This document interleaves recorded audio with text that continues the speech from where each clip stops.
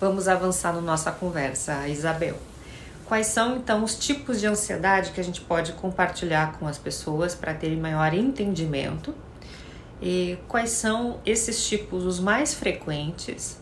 E como que a gente consegue identificar sinais e disfunções iniciais do nosso comportamento, dos nossos pensamentos que estão nos prejudicando? Quais níveis que a gente consideraria leve, moderado e grave de ansiedade que a gente pode compartilhar com as pessoas? Certo. A gente pode começar fazendo uma brincadeira também. Dica. Quantos tipos de ansiedade você acha que existe? Um exemplo que eu trago é a ansiedade que a gente evita, a procrastinação, que eu considero como uma, que é a pessoa não querer fazer as coisas, e a outra é a pessoa querer fazer tudo sempre, o tempo todo, super agitada. A pessoa não para, não senta, não consegue encadear um raciocínio com clareza, fica muita informação junta. Eu acho que seriam duas, mas tem mais. Você acredita que são 11 tipos? Nossa Senhora! De ansiedade, sem querer assustar. Conta pra gente. Isso que eu estava falando tá certíssimo, porque são, na verdade, duas formas da ansiedade se manifestar. Tá. Mas em cada um desses tipos tem uma prevalência um pouquinho dessas duas formas, né? Mais em mulheres alguns tipos, mais em homens, ou não tem muito esse tipo de distinção? Acho que no caso da ansiedade está bem equilibrado. Tá. Tem outros transtornos que têm maior prevalência. Mas acho que a ansiedade é bem equilibrada. Por exemplo, o TOD tem maior prevalência em homens, que é o transtorno opositor desafiador, né? Mas a ansiedade é bem meio a meio, assim, em termos de prevalência. Então, quais são esses 11 tipos? Eu vou falar assim, só para título de conhecimento, não vou explicar cada um deles, né? Então, por exemplo, transtorno de ansiedade generalizada, o transtorno de pânico, que é um, né, mais conhecido, o transtorno de ansiedade de separação, a fobia específica, que é aquela que a gente também conhece do elevador, do medo de entrar de altura, de do insetos. medo de subir, de insetos, de cobra. É um tipo de ansiedade também. Isso. Tá. Essa fobia específica é um tipo de ansiedade. A agarofobia, que é você estar num lugar em que você não consegue sair ou ter tempo de ser socorrido, né? Você está num show, no Rock in Rio, tem uma multidão e você não consegue sair. Entendi. Se você passar mal, você está preso naquele lugar. É um pouco a sensação de estar preso e não conseguir sair. O mutismo seletivo, você tem capacidade de fala, né? Mas você tem um mutismo seletivo. Entendi. O transtorno de ansiedade induzido por substância ou medicamento. Às vezes você toma uma medicação e essa medicação ativa. Cafeína seria? Cafeína, por exemplo. Excesso de cafeína. Exatamente. Sim. Álcool. Álcool, que é por substância, né? Sim. Então, transtorno de ansiedade devido a outra condição médica, né? Quadros clínicos mesmo. Transtorno de ansiedade especificado e transtorno de ansiedade não especificado, para dar conta também de um leque de outras oportunidades, né? Do que pode acontecer. Sim. O que vai diferenciar entre esses 11 tipos é em relação aos tipos de situação que induzem o medo e a ansiedade. Os tipos de situação que são ameaçadores. Então, na fobia vai ser o elevador, na agarofobia vai ser... O que provoca? Exatamente. Desencadeia aquela situação na pessoa. Isso, qual é o estímulo, né? Entendi. E também o conteúdo dos pensamentos e crenças associados. Porque eu posso estar num lugar em que eu não consigo sair e o meu pensamento ser eu passar mal e ninguém conseguir me socorrer, eu vou morrer, né? Ou então meu pensamento pode ser eu não vou chegar a tempo de comunicar para uma certa pessoa uma coisa que eu preciso comunicar se eu não conseguir sair dessa situação. Né? Então, o tipo de pensamento, de crença envolvida é diferente também. E, na verdade, a gente precisa lembrar que a gente está vivendo num mundo que gera ansiedade. A gente tem uma super estimulação sensorial. A gente vive numa cidade, né?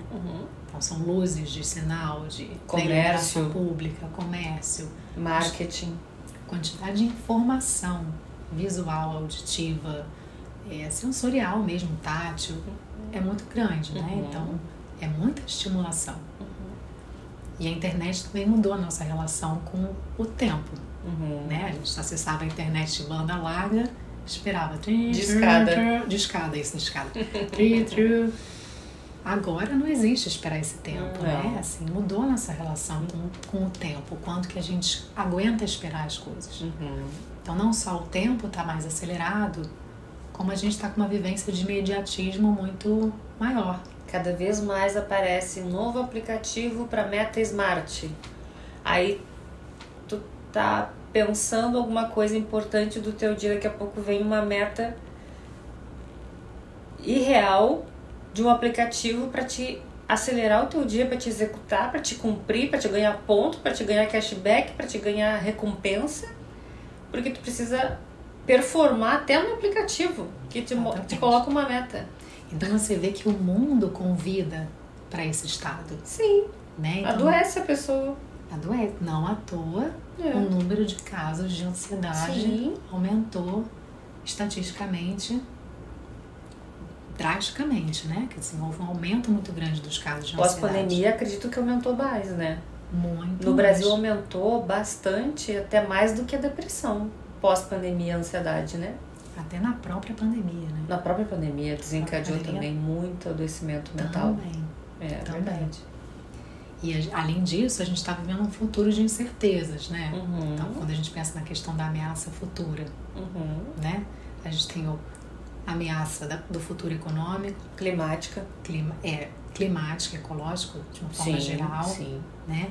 Do futuro individual mesmo, né? Da meta de cada um de vida, político. Então, a gente tem uma série de incertezas em relação ao futuro. Exato.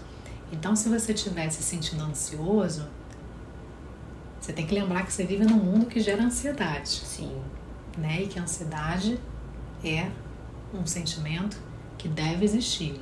Então, não é sempre que você está ansioso que você tem que correr para buscar um tratamento. Né? Você tem que fazer essas diferenciações dos níveis de ansiedade, né? O que é um nível leve, o que é um nível médio, o que é um nível grave. Da mesma forma, o que é um traço, o que é um sintoma e o que é um transtorno. Né? Então, tudo isso vai ser o que vai fazer diferença na hora de você dizer, será que eu preciso buscar um tratamento?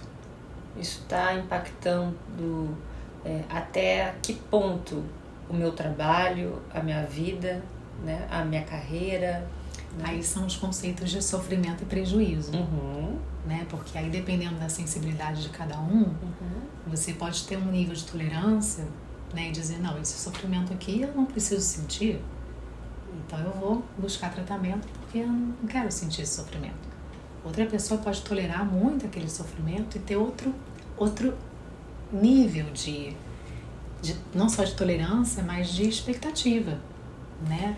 E até suportar por mais tempo uma condição extremamente estressante para a pessoa durante muitos anos. Eu soube de casos de pessoas que tiveram crises de ansiedade, que passaram muito mal e tiveram que ir para a emergência. Porque quando a pessoa passa muito mal da condição da sua ansiedade, o coração fica extremamente acelerado, a pessoa acha que vai morrer. A pessoa passa mal numa angústia tão grande que é uma emergência psiquiátrica. Não é um assunto que pode ser tratado com uma água com açúcar em casa, não é? Exatamente. E isso que você está descrevendo parece um pouco a crise de pânico, né? Tem ataque cardíaco, pensamento de estar morrendo, estar enlouquecendo, as mãos tremendo. Tanto que tem muitos pacientes que chegam por encaminhamento médico. Sim. Porque a pessoa jura que está acontecendo alguma coisa com ela, porque ela ela não tá mentindo, ela não tá fingindo, ela de fato tá tendo aquela experiência. Aquilo. Exato. Você imagina, você sente seu coração acelerado, você tá tremendo, tá faltando seu ar. Vai acontecer alguma coisa. Não é? É. Não dá aquele alerta de emergência? Total. Corre pro hospital? Total. Né? É. Aí o médico chega, faz todos os exames de sangue, ultrassom, urina, e vê que não tem nada orgânico acontecendo. Então ele diz, olha, isso que você está sentindo não tem uma causa orgânica, tem uma causa mental, e aí encaminha para o psicólogo. Como o cérebro faz parte do corpo, e é quem comanda o corpo todo, então a pessoa precisa também respeitar os sinais do adoecimento e das disfunções que a nossa saúde mental vai dando sinais, né? Porque eu vejo muito das pessoas negligenciarem o cuidado com a saúde mental e cuidar só do corpo. Nossa, muito, isso acontece muito. Tem gente que faz tratamento só medicamentoso. Sim. Né? Então, quer dizer, você está controlando o sintoma, mas você não está resolvendo a causa.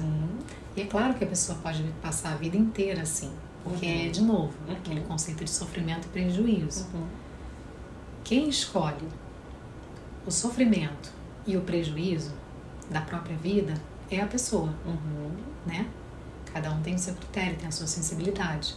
Quando começa a afetar outras pessoas, ou afetar a própria pessoa num nível muito comprometedor, em geral, né, se essa pessoa, como você falou, suporta por muito tempo, é nesse momento que começam os prejuízos que ela vai buscar tratamento. E aí somatiza com os prejuízos físicos, né? Ela pode excesso de peso, compulsão alimentar, insônia. Ou até, por exemplo, se você tem esse comportamento de evitação, e aí isso faz com que você não consiga ir nas aulas da faculdade, né? Uma pessoa que esteja na graduação, você vai ser repetido por falta, reprovado por falta, né?